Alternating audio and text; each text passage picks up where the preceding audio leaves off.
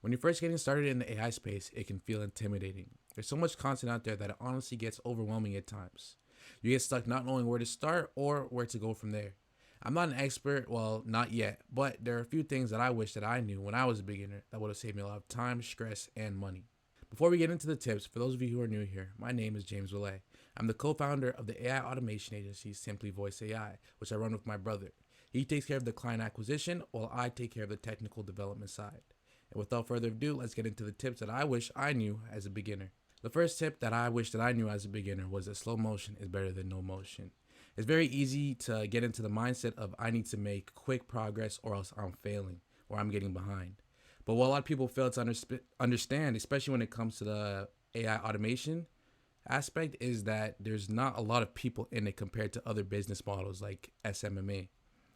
So you being behind in AI automation is very different than you being behind in the social media marketing aspect. So just having that capability to take a step back and understand that showing up, although isn't just showing up isn't enough to get to your goals, but showing up and putting constant effort to reaching those goals is so important in a long period of time that slow motion is going to compound over time to get you to your overall goal. Whether it's 6 months, it can be 1 month even, but everyone's journey is different. You wouldn't want your journey to greatness to be the exact same as someone else's.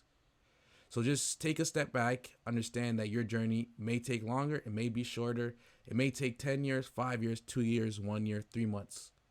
But your time is coming as long as you keep putting the constant effort and taking slow motion over no motion. The second tip I have for you guys is to never be afraid to ask for help. I'm not sure how everyone is going about learning about AI automation, but for me, I'm spending a lot of my time in different school communities, asking questions, and just absorbing as much value as I can. So there is a lot of value on YouTube as well, which that's where I started off, but I transitioned to the school community because a lot of times there's a lot more of a community feel to it, where if I put a question in the help section, there's going to be people that have gone through the same hardships and struggles that I have, and I've learned from them. And the cycle repeats itself because when I see someone else have the same question that I had, or that I asked and wasn't answered, but I eventually figured out, I could go and provide them some value and give them help that I wish that I had.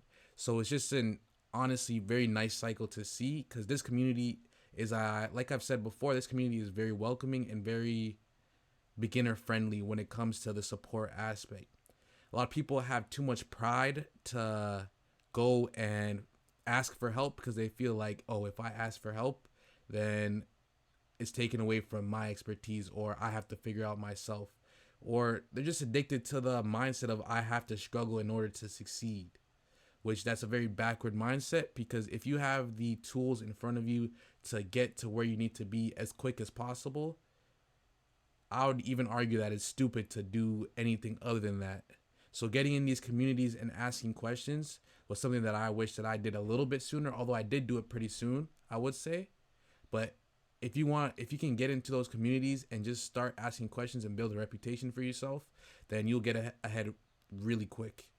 The third tip that I have for you guys is to hold yourself accountable. It might seem in a way contradictory to my first point, which is slow motion is better than no motion, where I said that sometimes you need to take slow steps and it's okay to take those slow steps rather than no steps. But if you truly want to get to a high point, there's going to be days where you have to put in those 10-hour days and those long days as a beginner to shorten that gap between you and the people that are making the money that you think that you deserve to make. So you have to hold yourself accountable and just go towards your goals the best way you see fit. The best way that I have been seeing recently is to break those goals down. I actually got this from my brother, where when we have our long work sessions where we're both working towards whether it's building the website or getting our voice AI to work properly, is we'll break it down into tasks that we need to get done by the end of the day. So if we don't get those done, then that day wasn't a failure of a day, but it wasn't as successful as we had intended it to be. Doing this sets you up for success because you know exactly what you're doing and you're not just going for a broad goal. Because at first, my goal, like my main goal for right now, is to get to $10,000 a month. But get to $10,000 a month, there's so many different ways you can do that, that it's so broad that it doesn't, in a way, force you to put in that necessary action to get to where you want to be. So within that main goal that I have up here, I have sub goals or daily goals that I'm going to put into place that will eventually get me to skyrocket to get up to the goal that I want.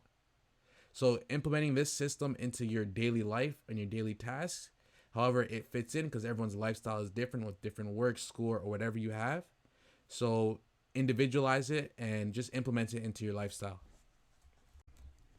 The last piece of advice, and possibly the most important piece of advice I have for you guys, is that not everyone's going to understand your grind.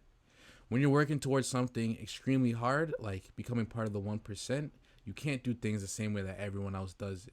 So the way you optimize your time and the way you go about interacting with other people and the relationships and how you maintain those, it can't be the same as what the average person is doing. So it is a sacrifice that does need to be made at times, but my biggest thing with this is in moderation. If you just go to completely cut out all your friends, all your family, and isolate yourself in a room for 12 hours a day, only leaving to go eat, sleep, or use the washroom, then not only are you going to get burnt out, you're going to burn the bridges that have led you to become the human that you are today. So, like, getting to the money and getting to the success, all of that is great, but if you have no one to share it with, then, like, what are you doing it for, if that makes sense? But with that, I feel like the biggest thing is that the people around you that support you, they won't ostracize you or make you feel like you're doing something wrong by prioritizing your goals sometimes and putting yourself first. So if there's anyone in your life that makes you feel like you're not prioritizing them, which it can be very difficult at times, then maybe that person just isn't for you. Obviously, I don't know the ins and outs of your relationships with people, whether it be romantic or platonic or family, but it's the people in your life should be supporting you is what I'm trying to get at. With that being said, those are all the tips that I wish I knew as a beginner in the AI automation space. Even if you just take one of these tips, you could use them to boost your productivity in your everyday life and to get you further on your journey. And if you want to also invest in your journey in the AI space, I suggest you subscribe to me to continue to get free value. Until next time.